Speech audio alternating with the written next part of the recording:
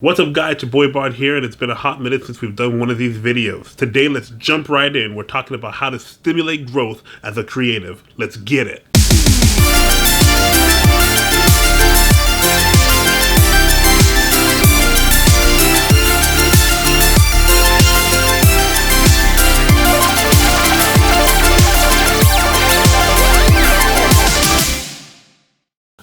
Like I said, this is going to be a quick one and a good one, so let's jump right in. We all have our own creative and unique style and the way we approach creative projects, but sometimes we get into a funk and we end up copying stuff over and over, and the great way to grow creatively, to stimulate that growth, is to collaborate with other people that are at your level or above your level, and even sometimes that are below your level. Getting into the headspace of somebody else who is your contemporary or sometimes who's just coming up allows you to use different muscles in your brain to work differently.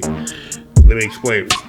You need to know why you wrote what you wrote, drew what you drew, or composed what you composed. At the end of the day, once you have that figured out, it's very easy to add or to collaborate with somebody else and see their point of view without shaking the foundation for your project. So understanding your why then becomes your compass as to where you want to go. But when you collaborate with others, you're now open to opportunities and to expand your toolkit, in a sense of how you can now approach those things.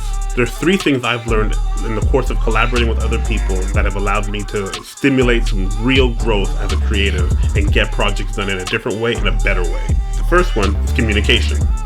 Sounds simple enough, but communicating clearly with the people that you're working with or planning on working with makes a huge difference. It sets the tone on how the whole process is going to be laid out.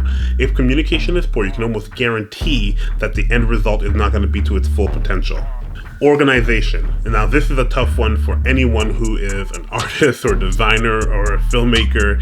Organization for creatives does not come naturally.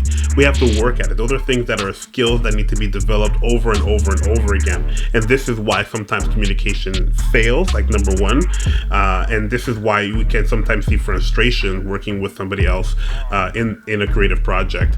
Being organized helps so much.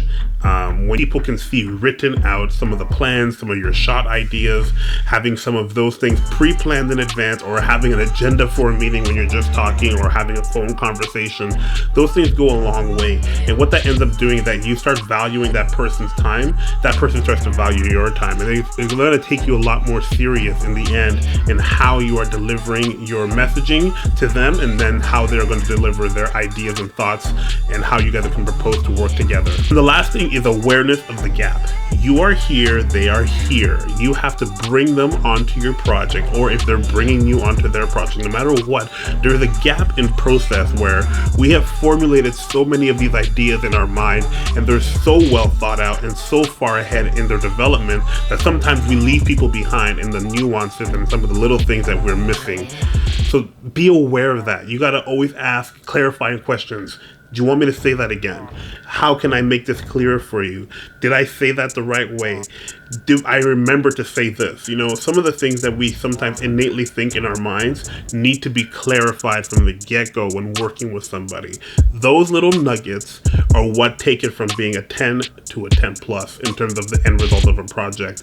Realizing and identifying where the differences are so that when you are getting the feedback, when you're getting the ideas, that way you understand where they're coming from and they understand where you're coming from. So ultimately it comes down to this. Does collaboration make you a surefire win in terms of creative output and making you a better creative? No. Sometimes proximity makes it hard for you to see things in a certain way. You're so close to a project that sometimes you need outside help to make it even better. You always need to be surrounding yourself with people that are better than you, who can provide some insight that you may not understand or see based on your experience versus their experience. And at the same time, the opposite is also true. Sometimes you need to trust your gut and know where you're going with something, and a collaboration may not work. In my experience, I've had great success collaborating with people, especially when they're talented and especially when they're willing to work together and genuinely mean those words, work together, to see something better be created. Alright guys, I'm going to cut it right here. More videos are coming. I do have some stuff in the works that are some special projects that are going to be released on this channel. So please hit that subscribe button, hit the like button, and I'll catch you next week. Bye.